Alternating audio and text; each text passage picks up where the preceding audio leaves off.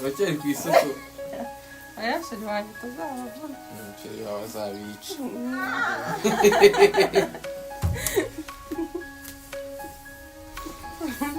Oh, nunda niwe bayishinze. Barayinshinze. Warajuma ibikoma nerinda jewe nerinda ku buryo munshinze ndabona mwabyibagiwe. Waraje umati biryo. Nagombaga kuguha ibintu bitandukanye n'ibyo wari uvuye. Ndangije mitangira nazanira rero. Dore waje umeze ngo mumwera mumuhera. None ngubu umeze neza ako ndi no kugukoresha siporo by the way. Wakwiyumva gute mu gihe ubonye umuntu wakuvuye ibikomere akagufata ukuboko igihe isi yose yaguteranye akakubera urumuri mu mwijima, ariko nyuma y'ibyo byose ukamubona ahagaze ku ruhande rw'undi muntu bafatanya agatoki ku kandi? Ese icyo gihe wakumva umubabaro nk'umuntu wabuze umukunzi, cyangwa se wakumva umubabaro nk'umuntu wabuze umuntu umubereye byose mu buzima? Iyi ni inkuru ya Titi Brown na Nyambo Jessica, inkuru ituma benshi bibaza kino kibazo kimwe gusa: ese besto yari ubucuti busanzwe, cyangwa se nyuma y'iryo zina hari urukundo rutigeze ruvugwa ku mugaragaro? Inshuti bakunzi b'imyidagaduro n'isesengura ryimbitse mumaze kumenya nitwa Sam Dabble kandi uyu munsi ndagutumira ngo twinjire hamwe mu mizi inkuru yuzuye amarangamutima, amateka y'ubuzima, ubuhemu cyangwa se kwiyakira n'ibibazo bidasanzwe biri mu buzima bw'umubyinnyi ufite izina rikomeye cyane hano mu Rwanda, Ishimwe Thierry wamamaye nka Titi Brown. Ariko mbere y'uko dutangira, niba ukunda ibiganiro nk'ibi ngibi bicukumbura amateka y'ibyamamare, urukundo, ubuzima n'amayobera ari nyuma y'ibigaragara, subscribe kuri iyi channel ukande no kunzogera integuza kugira ngo uzacikwa n'ibindi biganiro bicukumbuye nk'ibi ngibi rwose. Ku itariki ya 23 Nyakanga 2026 umujyi wa Kigali wahagaritswe n'inkuru yo kwambika impeta mw'ibanga Nyambo Jessica n'umukunzi we Iragiye Rishari. Ni ibirori byabaye mu ibanga rikomeye cyane imbere y'amateka mu murenge wa Nyarugenge. Ku itariki 30 Nyakanga amashusho ya Nyambo n'uyu mukunzi we yongeye gusakara igihe basezeranaga imbere y'amategeko mu murenge wa Nyarugenge. Benshi bibaza ukuntu bigenze vuba vuba, bavuga bati kuki basezeranye vuba vuba? Niyo benshi bagiye bavuga ngo Nyamba twite ngo impamvu ngo bibwanye mu murenge kugira ngo atazaseba. Wabonye aya mafoto na video z'ibimenyetso by'umunezero n'intangiriro y'urundi rugendo rw'ubuzima Nyamba atangiye, ariko abakurikiranye ibihe n'urugendo rw'imyaka 2 ishize hari ikibazo kimwe cyahise kivuka mu mitwe ya benshi, bibaza bati Titi Brown we yaba ari ihe muri iyi nkuru y'ubuzima bwa Nyambo? Ese ari ku ruhe ruhande? Ese Nyambo ubu ngo bamufata gute? Niko benshi bibazaga nyine. Ese uyu musore yaba asigiwe agahinda k'iki? Kuki bamwe bavuga ko besto ikimenyetso cy'umubano urenze ubushuti busanzwe, ariko ngo ukaba waraje kugira iherezo ngo bikarangira? Muri iki kiganiro cya none ntabwo tugiye kwiyakwiza ibihuha, ahubwo tugiye gusesengura ikimenyetso ku kindi, turebe ibyo twabonye, ibyo bavuze n'ibyo abafana babonye muri uwo mubano wabo. Tugiye gusubira inyuma ducukumbura uwo Titi Brown ari we, ibihe bikomeye n'ingorane yanyuzemo, uko Nyambo yamubereye umusemburo wo kongera kwiyubaka, nuko umubano wabo waje kugeraho buri wese akomeza inzira ye kugeza ubwo Nyambo yasezeranye n'undi mugabo rwose. Noneho rero fata icyo kunywa kandi untega amatwi kugeza ku musozo w'inkuru, inkuru ibabaje iteye amatsiko, ariko kandi ishobora no kwigisha byinshi: urukundo, ubushuti, ubuzima n'umutima w'umuntu. Sam Dabble rero ntibagiwe kuduha subscribe.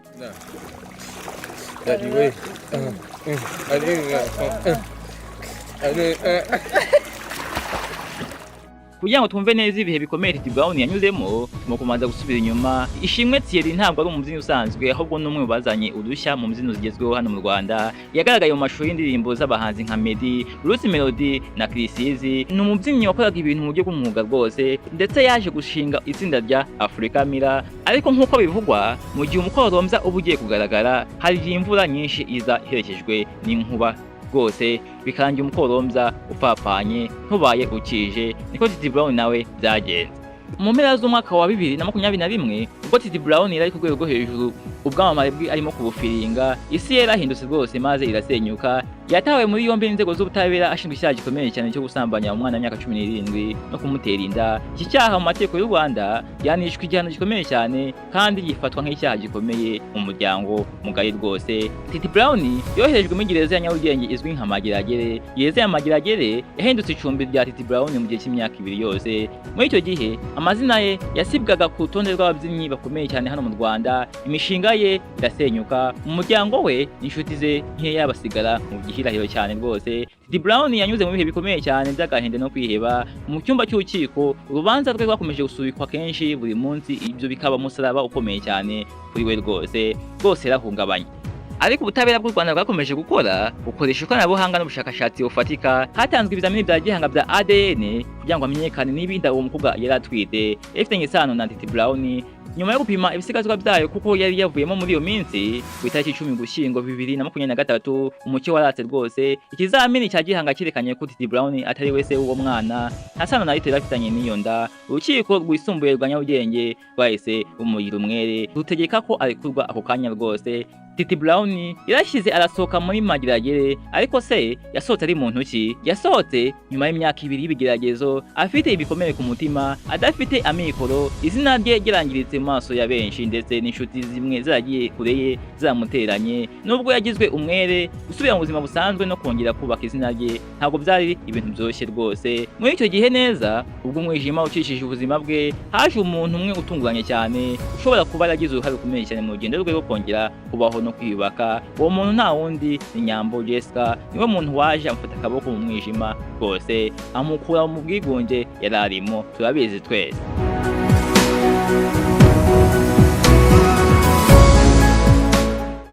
Ubwo Titi Brown yasohokaga mu gihome, abantu bakomeye cyane cyangwa se ibyamamare benshi muri showbiz nyarwanda batinyaga kwegerana nawe bakeka ko ngo izina rye ricyanduye, ariko umukobwa umwe wari ufite ubutwari bukomeye cyane. Uwo nta wundi ni Nyambo Jessica, niwe ufite ubutwari budasanzwe. Nyambo Jessica, umukinnyi w'amafilime ufite uburanga n'igikundo kidasanzwe mu Rwanda, ntabwo yitaye ku bivugwa mu mihanda. Yafashe ukuboko kwa Titi Brown amwinjiza mu buzima busanzwe bwa buri munsi. Gusubira mu buzima busanzwe nyuma yo kuva muri gereza, turabizi twese ntabwo ari ibintu byoroshye rwose. Usanga abantu benshi bagufata nk'umuntu utagikwiye kugirirwa icyizere. Benshi usanga nyine bavuga ngo kuba wafunzwe wakatiwe ntabwo ugikwiriye kwizerwa. Ni nayo mpamvu burya no muri leta ntabwo ushobora kubonamo akazi kuko bavuga ko nyine ufite icyasha. Gufungwa kuri sosiyete ni icyasha gikomeye cyane, niko nyine babibona. Ariko Nyambo Jessica we yabaye umusingi ukomeye cyane mu rugendo rwa Titi Brown rwo kongera kwiyubaka. Yaramufashije. Ni nacyo kibazo gikunda kuba ku bantu benshi bavuye muri gereza, iyo bageze hanze hagiye bavuye umuntu bitaho bikarangira nyine barwaye depression cyangwa se babayeho nabi. Ikintu cya mbere Nyambo yamufashije no gusubira mu kazi. Nyambo yatangiye gukorana na Titi Brown amashusho video kuri TikTok na Instagram, bituma abantu bongera kwibuka ibikorwa bye n'imbyino. Ikindi ni ukwinjizwa mu bakinnyi ba filimi. Nyambo Jessica yamwinjije muri sinema, amufasha kumenya igukina, bahurira mu mishinga myinshi cyane itandukanye ya filimi z'urukundo zitandukanye. Ikindi cya kabiri ni ubufasha mu mutwe, psychology support. Mu gihe Titi Brown yabaga afite ubwoba bwo gusubira mu buzima busanzwe, Nyambo yamuherekezaga akamugaragariza ko agifite umuntu umushyigikiye kandi umwizera kandi witeguye kuba iruhande rwe rwose. Ibi ngibi byatumye abantu benshi bongera kwizera Titi Brown, izina rye ryongera kumenyekana, asubira mu ndirimbo z'abahanzi nka Kirisizi, atangira kwinjiza amafaranga abikesha channel ye ya YouTube yise Titi Films, yari yuzuyeho amafoto n'amavideo yakoranaga na Nyambo Jessica rwose turabyibuka, ntabwo twabyibagirwa kano kanya. Ariko se uyu mubano wabo wari uwo gushakisha amaramuko gusa ari business bisanzwe, cyangwa se koko hari amarangamutima y'urukundo yatangiye kuvuga hagati yabo? Iki ni ikibazo kidashobora gusubizwa nk'ukuri kudashidikanywaho, keretse ababigizemo uruhare ubwabo babigaragaje bakavuga ukuri kwabo kuri hagati yabo. Ariko ibyo bakoze, ibyo bavuze no kubagaragazanyaga ku mbuga nkoranyambaga bishimanye, byatumye abantu bamwe mu bafana bibaza niba koko umubano wabo utararengaga ubucuti busanzwe. Bavuga bati ntabwo umubesto yakwitwaraho gutyo, ntabwo umubesto yakugana n'undi kuriya, ntabwo bavugana kuriya. Hari naho Titi Brown yise Nyambo ngo be, abantu benshi bacisha mu ijisho bakavuga bati uwo ntabwo ari umubano w'ubucuti busanzwe. Hari ikindi kintu cyihishe inyuma y'ibyo ngibyo byose mutubwire. Kuva mu mpera za 2023 kugeza mu mpera za 2024, Titi Brown na Nyambo bakunze kubazwa n'itangazamakuru niba bakundana. Buri gihe basubizaga bagira bati turi inshuti magara, turi aba best friend, turi ba besto, ntabwo dukundana kandi dufatanya gukorera amafaranga rwose. Niko Titi Brown na Nyambo basubizaga icyarimwe kandi bishimye, turabyibuka. Ariko se aya magambo yabo yahuraga n'ibikorwa byabo? Reka rwose ntabwo byahuraga. Mureke turebe ibintu bitatu byatumye abantu benshi bibaza niba umubano wabo ari ububesto koko cyangwa se niba ari umubano urenze ubucuti busanzwe. Bavuga bati bino bintu bitatu biragaragaza yuko mukundana mutari ababesto. Mureke tubisuzume.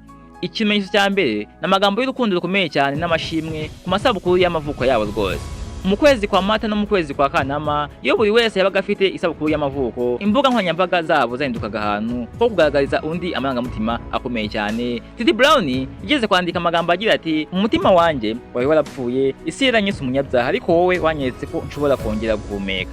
Ndagushimira cyane, uri urumuri rwanjye, uruwo nzahora nibuka mu buzima bwanjye bwose. Nyambo nawe yese ajya muri comment aramusubiza mu magambo arimo mitomo ikomeye cyane ati I love you my king. Nuko Nyambo yamusubije muri comment rwose ndakeka warabibonye. Aya magambo ashobora kumvikana nk'ay'abantu bafitanye umubano wihariye, ariko ntidukwiriye guhita tuyafata nk'ikimenyetso kidashidikanywaho cy'uko Nyambo na Titi Brown bakundanaga rwose, kuko burya inshuti magara nazo zishobora gukoresha amagambo akomeye cyane nk'aya ngaya nyine tumaze kureba hano haruguru, nabo bakabwirana amagambo y'urukundo ukagira ngo barakundana nyamara ari inshuti busanzwe.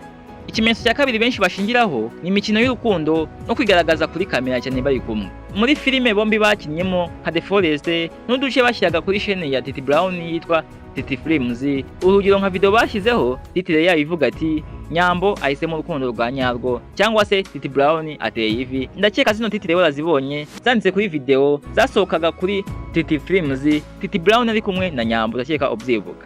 Imikinire yabo yagaragaraga nk'abakinnyi basanzwe, gusa harimo amarangamutima akomeye cyane. Gusomana bya short kissing byari mu mikino yabo no kurebana mu maso. Ibi byose byatumaga bamwe mu barebaga batekereza ko hari isano yihariye iri hagati yabo rwose, nubwo bavuga yuko ntayihari.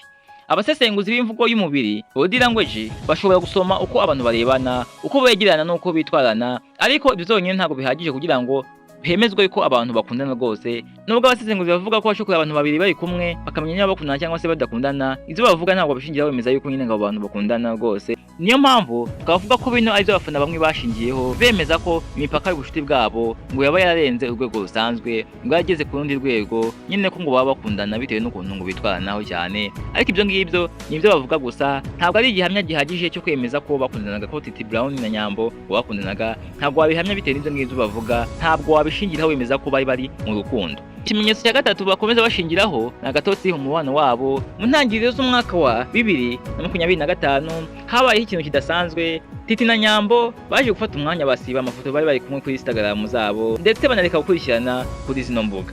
Titi Brown yanditse ku mbuga ze agira ati birahagije, ndakeka mwayibonye, ubutumwa mwabonye, ndakeka mubwibuka. Niba kuko bari inshuti z'ubushabitsi gusa, abantu bashobora kwibaza impamvu umubano wabo waje kugeraho ugatakaza umurego kuri icyo kigero cyo kugira naho basiba amafoto yabo bari kumwe. Ariko nanone ntabwo twavuga tudashidikanya ko ibyo ngibyo byo gusiba amafoto byatewe n'ibibazo byari byaje mu rukundo rwabo, cyangwa se ko byatewe no gushwana. Ntabwo twabyemeza. Kuri bamwe bashobora kubifata nk'ikimenyetso cy'uko hari ikibazo cyavutse hagati yabo, ariko mu gihe abandi bo bashobora kwibona nk'ikintu cyagifitanye isano n'akazi cyangwa se imishinga yabo. Titi Brown ashobora kuba yabwiye Nyambo ati projet yacu rero ishiyemo, abantu bamaze kumenya mvuye muri gereza, abantu bamaze kongera kunyibuka, ati ngaho reka dutandukane ku maneza. Iki rero nicyo kibazo cy'ingutu buri muntu wese ukurikirana hafi y'inkuru yibaza, none se niba Titi Brown na Nyambo Jessica bari barigeze kujya mu bantu bihariye, kuki Nyambo yafashe umwanzuro wo kumureka akagenda, kugeza ubwo yaje gufata icyemezo cyo gusezerana Richard wiringiye bo mu mahanga muri Australia. Mu gihe abantu benshi bazi yuko nyine amaherezo Titi Brown na Nyambo bazongera bakiyunga bakabana, bajya kubona bakabona amafoto ya Nyambo yaterewe ivi agiye hanze, benshi babitekerejeho cyane, bibaza impamvu Nyambo yafashe no mwanzo kureka Titi Brown burundu.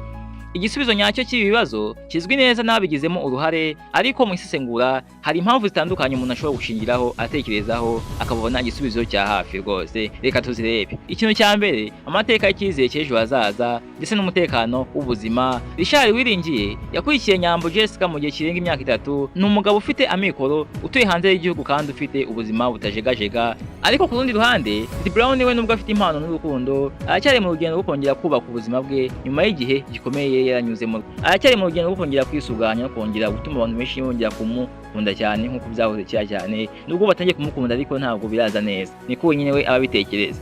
Mu buzima bw'abantu busanzwe, iyo umuntu ageze ku gihe cyo gutekereza ku gushaka umugabo no kubaka umuryango, ashobora gutekereza ku bintu byinshi birimo urukundo, icyizere cy'ejo hazaza, umutekano w'ubuzima n'imibanire y'imiryango rwose. Ukuntu imiryango yo kwa sebukwe n'iwabo bazabana akabitekerezaho, akabaratsinga kumva. Ariko ntidushobora kuvuga ko ariyo mpamvu Nyambo yahisemo Richard, kuko nta gihamya gifatika dufite cyerekana ko ari cyo cyatumye afata icyo cyemezo rwose. Ntabwo twabishingiraho tubyemeza, ariko nibyo dusesengura rwose kandi birashoboka cyane. Icya kabiri ni igisebo cy'igitutu cy'umuryango. Nubwo Titi Brown yagizwe umwere n'urukiko, ikibazo cy'icyaha yashinjwaga cyari kimaze kugira ingaruka ku izina rye mu ruhame rwose. Ku muryango wa Nyambo Jessica bishobora kuba bitaroroshye gutekereza ku mukobwa wabo uzwi muri sinema, akunzwe n'abantu, akundana cyangwa ashyingiranwa n'umuntu wanyuze muri gereza kubera icyo cyaha yashinjwaga nubwo nyuma yagizwe umwere rwose bakakimuhanaguraho.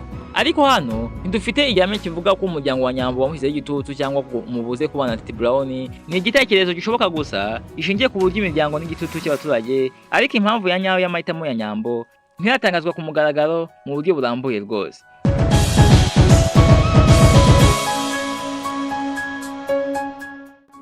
Icya gatatu ni amahitamo ya Titi Brown ubwe kwinyegesera. Titi Brown amaze kunyura mu byago byo gufungwa no kubura buri kimwe cyose, ashobora kuba yarahisemo kwinyegesera mu bijyanye n'urukundo. Yashakaga kubanza kongera kubaka izina rye, akagarura icyizere cy'abantu kandi akitegura neza ejo hazaza. Niba koko ariko byagenze, icyo gihe cyose yatindagamo avuga ati kamanzi ngere kuri bino, gishobora kuba cyo cyahaye amahirwe abandi bantu bashobora kuba barashakaga umutima wa Nyambo rwose baramukundaga. Kuno gutinda kwa Titi Brown kubanza kwiyubaka bishobora kuba byahaye amahirwe nyine abandi bantu bashakaga Nyambo bamukunda, bagafatirana uyu mwanya kuba Titi Brown ahuze yihugiyeho cyane. Nyambo nawe niba yabonaga ko igihe kigenda, ashobora yahisemo kwikinza, yabonaga ko imuha icyizere cy'ejo hazaza cya vuba, akavuga ati abandi bakobwa twakuranye bagiye, abo dukorana nabo bashyingiwe, ntabwo ari ngiye gukomeza usigara inyuma ngo ntegereje umuhungu urimo kwishakisha. Akavuga gutyo bigatuma agenda. Ese ibi bihuye n'inyigisho ivuga yuko ngo inshuti zigufasha mu gihe cy'amakuba, ariko ngo umuryango n'amahitamo y'ubuzima bikaguha icyerekezo mu gihe cy'umutuzo? Birashoboka cyane rwose. Nyambo ashobora kuba yaragize uruhare rukomeye cyane mu buzima bwa Titi mu gihe yarakeneye umuntu umushyigikira, ariko kuba umuntu yagufashije mu gihe gikomeye ntabwo bivuze ko ngo byanze bikunze ari we mugomba kubana kugeza ku iherezo ry'ubuzima rwose, nta gacyo bisobanuye. Ariko kandi rimwe na rimwe abantu bashobora guhurira mu gihe runaka cy'ubuzima, bagafashanya, bagasangira amateka akomeye, ariko amaherezo buri wese agakomeza inzira ye, umwe agaca hano undi nawe agaca hano, bikarangirira aho ngaho.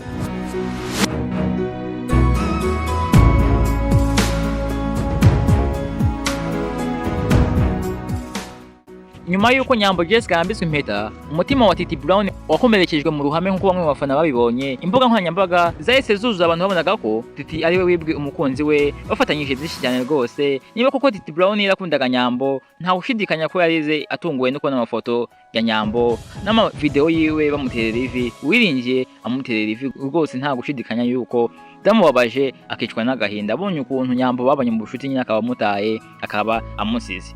Kuko burya ukunda umuntu akakuba hafi mu gihe cy'umwijima, hanyuma ubuzima bukazatuma inzira zanyu zitandukana, bishobora kuba ibintu bikomeye ku muntu wese ugira amarangamutima rwose. Nta gushidikanya yuko nawe byakubabaza ubonye umuntu mwasiragurenganye mu bibazo bitandukanye, akagufasha gusubira ku murongo agutaye, akajya kubana n'undi muntu, nta gushidikanya rwose. Gusa ikintu gishimishije nuko Titi Brown yakomeje gutuza, yirinze kugaragaza urwango cyangwa se amagambo asebya uyu mukobwa avuga ko yamutaye. Gusa bakunze kuvuga ko bacukumbura cyane, bavuga ko ngo muri bimwe mu biganiro yagiranye n'umwe mu bafana be, yagaragaje ko ngo yishimiye amahitamo ya Nyambo kandi ko ngo amwifuriza urugo ruhire cyane rwose. Gusa agasaba abafana be kumureka agasubiza amaso mu bikorwa bye by'imbyino na filimi rwose, akabanza akiyubaka akiyitaho kugira ngo yiyomore bino bikomere Nyambo yamuteye. Ibi ngibi bishobora kugaragaza urwego rw'ubukwe afite, kandi niba hari agahinda yaba afite, bisa nkaho ibikorwa bye by'imbyino ari imwe mu nzira ashobora gukoresha mu kwigaragaza no gukomeza ubuzima. Ibi ngibi bishobora no kugaragarira mu ndirimbo nka Urare yakoze vuba aha mu minsi ishize, imaze kugeza muri miliyoni 2 views rwose, byumvikana yuko arimo kugenda yubaka gake gake. Iyo ubonye amashusho ya Titi Brown abyina muri iki gihe, ubona imbyino ze zifite imbaraga, umujinya n'umuhate. Ku muntu bireba bishobora kumwumvisha nkaho ari gukoresha impano ye mu kwigaragaza no guhangana n'ibibazo by'ubuzima rwose.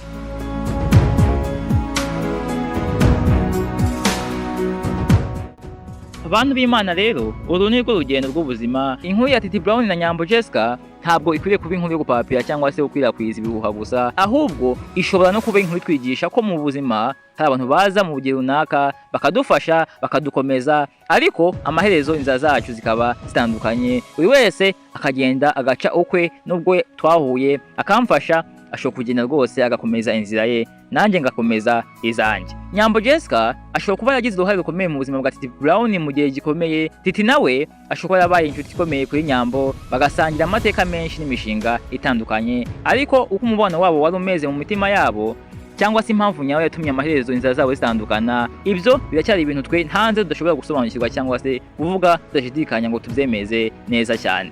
Icyo dushobora kureba gusa ni uko rimwe na rimwe umuntu ashobora kuba ingenzi cyane mu gice kimwe cy'ubuzima bwawe, ariko ntibivuze ko azakomeza kuba muri buri gice cy'ubuzima bwawe rwose, azagira aho agende, birashoboka cyane.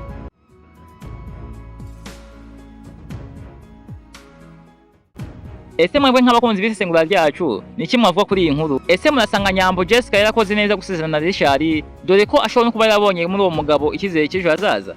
Cyangwa se murasanga yagombaga gukomeza kwihanganira Titi Brown bakazubakana dore ko ari nayo basangiye amateka y'ubuzima bw'ibanga babanyemo twebwe tutazi? Ariko mbere yo gufata umwanzuro imwibaze kino kibazo, ese umuntu ugufashije kuva mu mwijima niwe ugomba kubana nawe kugeza ku iherezo ry'ubuzima, cyangwa hari abantu Imana izana mu buzima bwacu kugira ngo badufashe kugera ku kindi cyiciro hanyuma inzira zacu zigatandukana? Andika igitekerezo cyawe munsi y'iyi video niba ubyishimiye, kanda subscribe kandi kora share kuri iyi nkuru kandi ukande no kunzogera y'integuza kugira ngo udufashe gukomeza gukora isesengura nk'iri rishingiye ku kuri, ubumenyi n'amateka y'imyidagaduro yacu rwose.